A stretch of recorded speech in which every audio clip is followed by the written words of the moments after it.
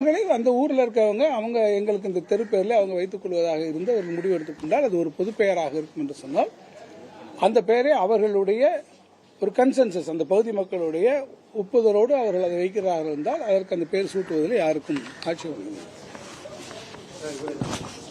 சட்டம் போட்டு சாதி ஒழிக்க முடியாதுன்னு சொல்லி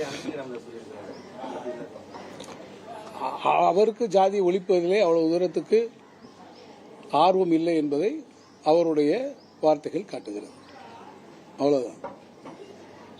சட்டம் போட்டு ஒழிக்கக்கூடாது என்று அவர்கள் சொல்வதாக இருந்தாலும் சரி, இந்த சட்டம் போட்டு ஒழிப்பது என்பது சமுதாயத்திலே இருக்கக்கூடிய பொதுப்படையாக இருக்கக்கூடிய இந்த பெயர்கள் இது ஒரு நீண்ட காலமாக இருக்கக்கூடிய இழிநிலையை அது எடுத்துரைப்பதாக இருக்கிறது. ஒரு கிராமத்திலே ஒரு நீர்நிலைக்கு கூட ஒரு குறிப்பிட்ட சமுதாயத்தினுடைய பெயரில் இருக்கிறது, ஒரு தெரு சமுதாயத்தினுடைய பெயரில் இருக்கிறது. அதன் வாயிலாக சமுதாயத்தினுடைய படிநிலைகள் ஒரு நேரடியாகவோ அல்லது மறைமுகமாக குறிக்கப்பட்டு ஒரு குறிப்பிட்ட சமுதாயங்கள் இழிவுபடுத்தக்கூடிய நிலை இருக்கிறது. அதை நீக்க வேண்டும் என்கின்ற காரணத்திற்காகத்தான் அதுதான் இதனுடைய அடிநோக்கம். நான் தெளிவாகவே இந்த துவக்கத்திலே நான் அதை குறிப்பிட்டிருக்கிறேன். எனவே அதை நோக்கி அந்த இழிநிலைகளை போக்க வேண்டும், துடை தெரிய வேண்டும் என்பதுதான் இதனுடைய நோக்கமே தவிர வேறு ஒன்றுமல்ல. அதை திரு அன்புமணி ராமதாஸ் அவர்கள் புரிந்து கொண்டிருப்பார் என்று எனக்கும் தெரியும். இருந்தாலும் நான் மீண்டும் சொல்லுகிறேன், அதில் அரசியல் லாபங்களை செய்வதற்காக குறுக்குச்சால் ஓட்டுவதற்காக அவர்கள் முயற்சிகள் செய்யலாம். எங்கேயாவது மக்கள் அப்செக்ட் பண்றாங்கன்னா நாம அரசு வந்து அதை தலையிட்டு இல்ல வேண்டாம்னு பின்னோட்டில் இருக்கிற சமுதாய பெயர்களை நீக்கிறோம் தானே, அதுல அந்த முடிவுல மாற்றம். பின்னோட்டில் இருக்கக்கூடிய பேர்களை நம்ம எடுக்கிறோம், அது வேண்டியதில்லை என்பது. ஸோ அவங்ககிட்ட இருக்கக்கூடிய stakeholders we can engage them in consultative process. நீங்க எடுத்துக்கொண்டு இன்னும் இடத்துல இருக்கிற இடத்துக்கு நீங்க ஒரு புது பெயரை கொடுங்கள் என்று அவரோடு we can engage in it. அதற்கான ஒரு வழிகாட்டு வழிமுறைகளை நாம் உருவாக்கி இருக்கிறோம். அவரோடு நாம் கலந்து பேசுகிறோம். அவர்கள் சொல்லக்கூடியவர்களை கலந்து பேசி எடுத்து அந்த பெயர்கள் அவர்கள் ஏதேனும் சஜஸ்டிவாக சொல்லுகிற போது அது ஏற்றுக்கொள்ளக்கூடிய வகையில் இருக்கிறதா என்பதை மாவட்ட ஆட்சித்தலைவருடைய தலைமையில் இருக்கக்கூடிய அந்த குழு, உள்ளாட்சி அமைப்புகளுடைய படிநிலையில் இருக்கக்கூடிய அரசு அலுவலர்களுடைய நிலையில் இருக்கக்கூடிய குழுக்கள் முடிவு செய்து இறுதியாக அது துறை தலைவர்கள் வாயிலாக அரசுக்கு அது அனுப்பி வைக்கப்பட்டு அரசின் அளவில் அது சரியாக இருக்கும். சொல்லப்பட்டிருக்கக்கூடிய பெயர்கள் நம்மளுடைய வரைமுறைகளுக்கு அது வழிகாட்டு நெறிமுறைகளுக்கு உடன்பட்டவைகளாக that is in consonance with the guidelines issued by the government என்கின்ற வளைவில் இருந்தால் அவை ஏற்றுக்கொள்வதில் அரசுக்கு தயக்கங்களில் அரசு அதை ஏற்றுக்கொள்ளும். ஏற்கனவே வந்து அந்த பகுதியில் புகழ்பெற்றவங்க அந்த பகுதிக்காண்டி உழைச்சவங்க அவங்க பேர் தானே ஏற்கனவே வச்சிருப்பாங்க சார். இல்ல இருக்கிறதுக்கு இருந்தால் அதில் ஒன்றும் கிடையாது. அந்த புகழ்பெற்றவருடைய பெயர்கள் அது இருக்கு. என்னுடைய பேர் நான் இங்கே ஒரு இடத்துல இருக்கேன்னு வச்சுக்கோங்க, அந்த ஒரு உங்கள் பேரே வச்சுக்கோங்க. என்பதற்கு உங்கள் பேரே நீங்கள் இருக்கிறீங்க, நீங்கள் வச்சுருக்கீங்க, உங்களுடைய பேரில் அந்த இடத்துல வைக்கணும் என்று அவர்கள் விரும்புகிறார்கள் சொன்னால் அதை அவர்கள் ஒரு சஜஷனாக எடுத்துக்கொள்ள வேண்டும். இந்த லிஸ்ட்டில் இருக்கிறவங்க தான் இல்லை, ஆனால் அவர்கள் ஒரு பொது காரியத்திற்காக ஈடுபடக்கூடியவர்களாக அனைவராலும் ஏற்றுக்கொள்ளக்கூடியவர்களாக ஒரு நல்ல தலைவர்களாக அந்த இடத்துல இருக்க வேண்டும் என்பதுதான் அதனுடைய அடிப்படையாகும். இல்லை சார், இன்னும் இப்போதான் நம்ம கொடுத்துருக்குறோம். இதனை ஒட்டி ஏற்பட்டிருக்கக்கூடிய விவாதங்கள் அதை அரசியல் ரீதியாக மாண்புமிகு எதிர்க்கட்சித் தலைவர்கள் இரண்டு கூட்டங்களிலே சொல்லியிருக்கிறார். சில அரசியல் கட்சி தலைவர்களும் இந்த பெயர்களை வைத்ததை குறித்து சில ஐயப்பாடுகளை எழுப்பியிருக்கிறார்கள். எனவே அவர்களுக்குரிய விளக்கங்களாக நான் இதை சொல்லியிருக்கேன். இது அரசியல் லாபத்திற்காக இதை செய்யாதீர்கள். அப்படி செய்வது என்பது சமுதாயத்திற்கு நீங்கள் செய்யக்கூடிய துரோகம் என்பதுதான் என்னுடைய இது. நிறைய ஸ்கூல் நிறைய காலேஜ்லாம் வந்துட்டு சாதி பேர்ல நிறைய இருக்கு, நிறைய இருக்கு. அதான் சார், நீங்க இது எல்லாத்துக்கும் ஒரு வழிகாட்டு நெறிமுறைகளை கொடுக்க வேண்டும் என்று நீதி அமைப்புகளும் அதை சொல்லியிருக்கிறது. அதனுடைய வாயிலாக இந்த முயற்சிகள் எடுக்கப்பட்டிருக்கிறது.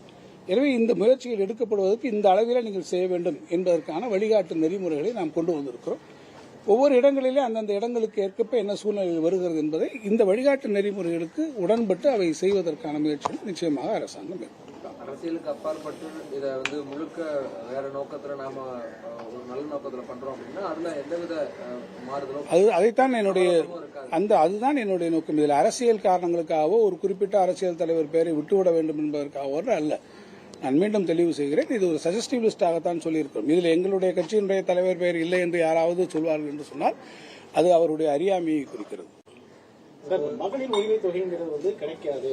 அதாவது தேர்தல் 21 அறிவிச்சாங்க, அடுத்து பாராளுமன்ற தேர்தல் பாதி பேருக்கு கொடுத்தாங்க, இன்னும் 2 மாசத்துல கொடுக்க போறேன்னு சொல்றாங்க. அதுக்கு தேர்தல் சீக்கிரமே வரப்போகுது. மகளிர் உரிமை தொகை மகளிருக்கு எல்லாம் அனைத்து மகளிருக்கும் கிடைக்காதுன்னு சொல்லி பாஜக மாநில தலைவர் நயினா நாகேந்திரன் ஒரு விமர்சனம் வச்சிருக்காங்க. இதை எப்படி பாக்குறீங்க? அதுதான் சொல்ல வேண்டும் என்றால் அவர் அம்மி குழவையை எடுத்து அடிவயிற்றில் இடித்துக் கொண்டிருக்கிறார் திரு நயினார் நாகேந்திரன் அவர்கள். காரணம், இப்படித்தான் சொன்னாங்க, இந்த திட்டத்தை அறிவிக்கும் போது எப்படி அதை செயல்படுத்த முடியும், செயல்படுத்தவே முடியாத ஒரு திட்டத்தை சொல்லியிருக்கிறார்கள் என்று சொன்னார். இந்த திட்டமே வராது என்று சொன்னார்கள். பாராளுமன்ற தேர்தலுக்கு முன்பாக அந்த திட்டத்தை நாங்கள் செயல்படுத்த ஆரம்பித்து விட்டோம். பாராளுமன்ற தேர்தலுக்கு முன்னாடி செயல்படுத்த உடனே எல்லாருக்கும் கொடுக்கவில்லை என்று சொன்னார்கள். தகுதி வாய்ந்தவர்களுக்கு கொடுத்துக் கொண்டிருக்கிறோம்.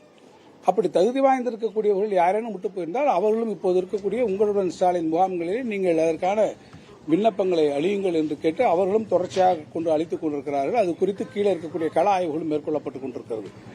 அது நவம்பர் மாதத்தில் இந்த உங்களுடன் ஸ்டாலின் முகாம்கள் முடிகிற போது ஒரு இடத்திலிருந்து பெறப்பட்டிருக்கக்கூடிய முழுமையான அந்த விண்ணப்பங்கள் நிறைவேற்றப்பட்டு தகுதியுடைய யாரும் விட்டு போகாமல் இருக்கக்கூடிய அளவில் அவை சரிபார்க்கப்பட்டு அவர்கள் தகுதி உடையவர்களாக இருந்தால் யாரும் விட்டு போகாமல் அவர்களுக்கு வழங்கப்படும் என்றும் நம்முடைய மாண்புமிகு முதலமைச்சர்களும் மாண்புமிகு துணை முதலமைச்சர்களும் தெளிவுபட தெரிவித்திருக்கிறார்கள்.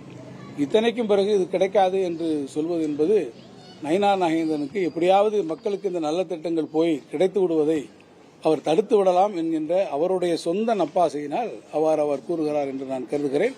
ஆனால் உண்மையில் நிச்சயமாக எப்படி நாங்கள் இந்த திட்டத்தை கொண்டு வருவோம் என்று சொல்லி நாங்கள் பாராளுமன்ற தேர்தலுக்கு முன்பாகவே இதை செயல்படுத்தினோமோ அதே போல இந்த உங்களுடன் ஸ்டாலின் என்கின்ற மக்களின் மகத்தான வரவேற்பை பெற்றிருக்கக்கூடிய இந்த திட்டங்களுக்கு இந்த முகாம்களுடைய இறுதியில் அனைத்து சரியான தகுதி வாய்ந்திருக்கக்கூடிய விண்ணப்பங்கள் சரிபார்க்கப்பட்டு அவற்றுக்கு நிச்சயமாக மகளிர் உரிமை தொகைகள் வழங்கப்படும் என்று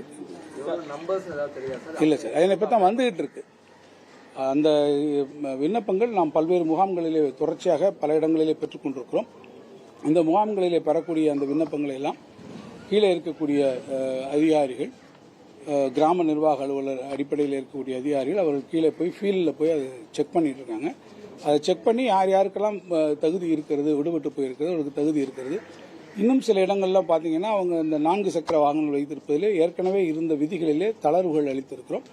அந்த தளர்வுகள் வாயிலாக இப்போது எலிஜிபிலிட்டிக்கு வந்திருக்கக்கூடியவர்கள் யார் என்பதையும் கண்டறியக்கூடிய பணிகள் போய் கொண்டிருக்கிறது. எனவே இவற்றையெல்லாம் இந்த முகாம்களுடைய முடிவில் தான் ஒட்டுமொத்தமாக எவ்வளவு வந்திருக்கிறது, எவ்வளவு பேருக்கு அதில் தகுதியுடையவர்களாக வந்திருக்கா என்பதை பார்த்து தான் அதற்கான இறுதி கட்டமாக அவர் இறுதி செய்ய முடியும் என்று சொல்லவும். பாதிக்கப்பட்டவர்கள் மீதுதான் வழக்கு பதிவு செய்வது திராவிட மாடல் ஆட்சி அப்படின்னு சொல்லி நயினார் நாகேந்திரன் குற்றச்சாட்டு வச்சிருக்காங்க. உதாரணத்துக்கு என்ன சொல்றாங்க அப்படின்னா, சில நாட்களுக்கு முன்பு MP திருமாவளவன் கார்ல போகும்போது முன்னாடி ஒரு 2 வீலர் இடிச்சதாகவும் அந்த 2 வீலர் பாதிக்கப்பட்டவங்க மீது தான் வழக்கு பதிவு செஞ்சிருக்காங்க. இடித்த திருமா மீது வழக்கு பதிவு செய்யல. இப்படிப்பட்ட கதைகள், இப்படியெல்லாம் கதைகளை கட்டி கொண்டு வருவது பார்த்தால் திரு நயினார் நாகேந்திரன் அவர்கள் கடுமையாக ஏதோ பாதிக்கப்பட்டிருக்கிறார்கள் வேறு விதத்தில் என்று நான் நினைக்கிறேன்.